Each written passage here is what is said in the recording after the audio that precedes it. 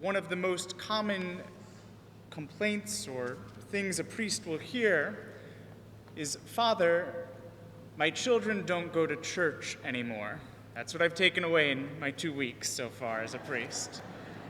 "Father, my adult children don't go to church anymore." And it's heartbreaking.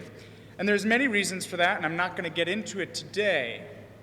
But perhaps one of the reasons has to do with our gospel this weekend, in which Jesus says, "A prophet is not without honor except in his native place, and among his own kin, and in his own house." So often we've taken for granted that Catholicism in this part of the country, and in our city of New Britain as well, is well established. It's well established, and that's true. I looked up quickly before Mass, I think since roughly 1840, so before the time of the founding of the Archdiocese, Catholics here have been established.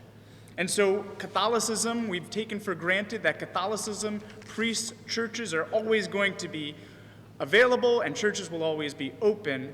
And now, just in the past few years, pastoral planning has made us kind of wake up to the reality of what's going on. Because it's not just that demographics are changing, but rather it's that the gospel that has been preached hasn't fully taken root into a next generation. It's been taken for granted that the gospel will always be preached, and yeah, I know those stories, and yeah, I've heard about Noah and his ark, and we'll just pass it on.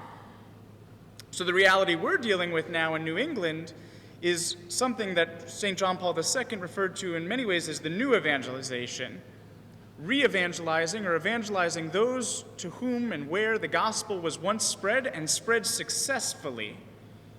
I think because Catholicism is so well rooted in our culture here in New England and in Connecticut, we forget that there's many parts of America and many parts of our world in which the gospel hasn't been heard.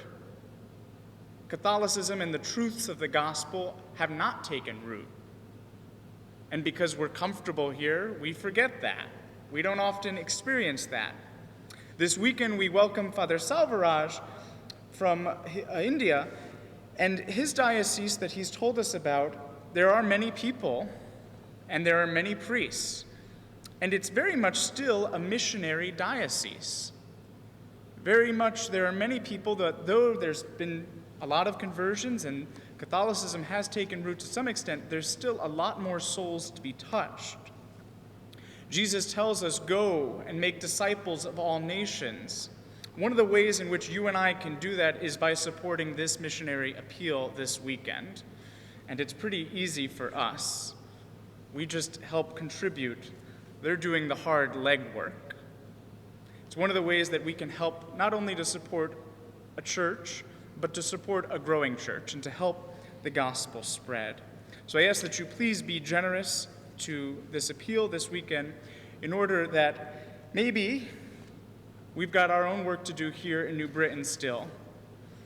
Maybe we're that prophet that's not welcome in our own midst.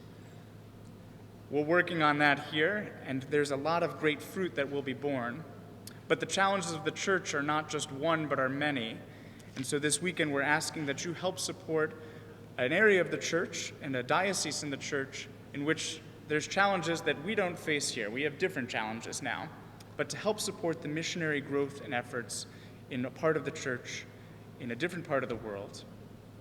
I ask that you please be generous once again and pray for the success that the gospel may truly be known both here in New Britain and abroad.